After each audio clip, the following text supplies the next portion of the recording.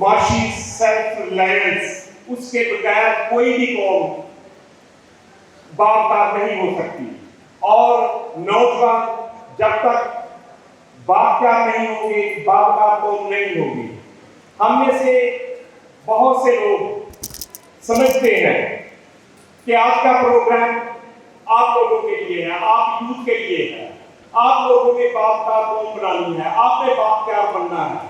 اور باغبار بننے کا جو راستہ ہے آپ کے پاس وہ ہے ایجوکیشن، وہ ہے بزنس. اور اکثر ہم یہ سمجھتے ہیں کہ شاید ہم بزنس نہیں کر سکتے، شاید ہمارے پاس پیسے نہیں ہیں. ایسا کچھ نہیں ہوتا.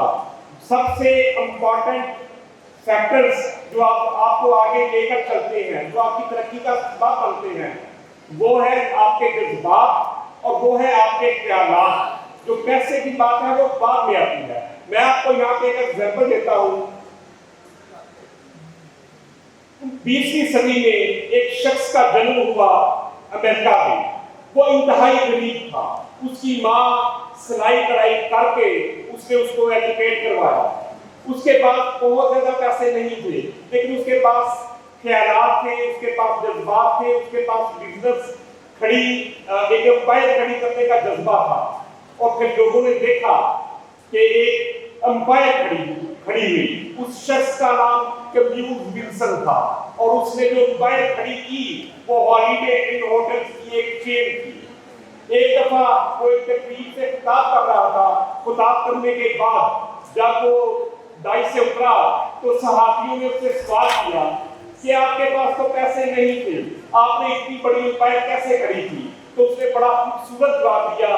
وہ جواب آپ کے لیے ہے.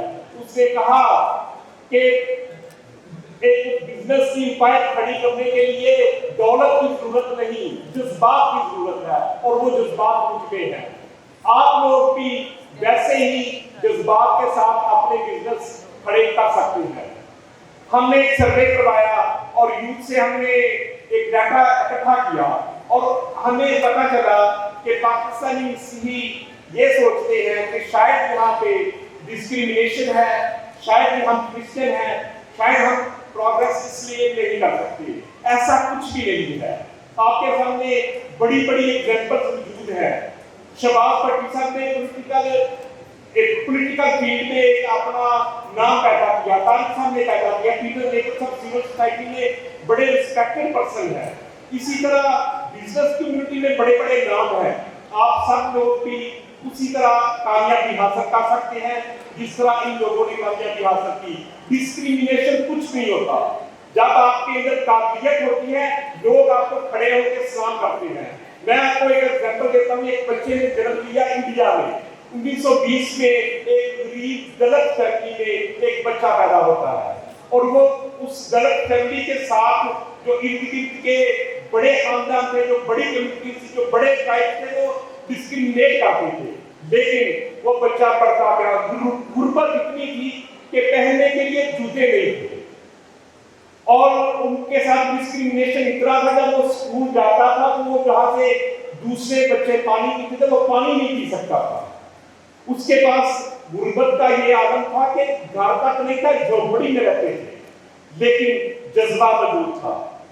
وہ اپنی بایوگرافی میں اس نے لکھا کہ جب میں جھونپڑی میں ہم رہتے تھے تو جب بارش آتی تھی تو میری کتابیں بھیگ جاتی تھی، لیکن جب بارش کے ساتھ طوفان آتا تھا تو کتابوں کے ساتھ ہماری جھونپڑی بھی اڑ جاتی تھی. یہ سچویشن تھی اس کی.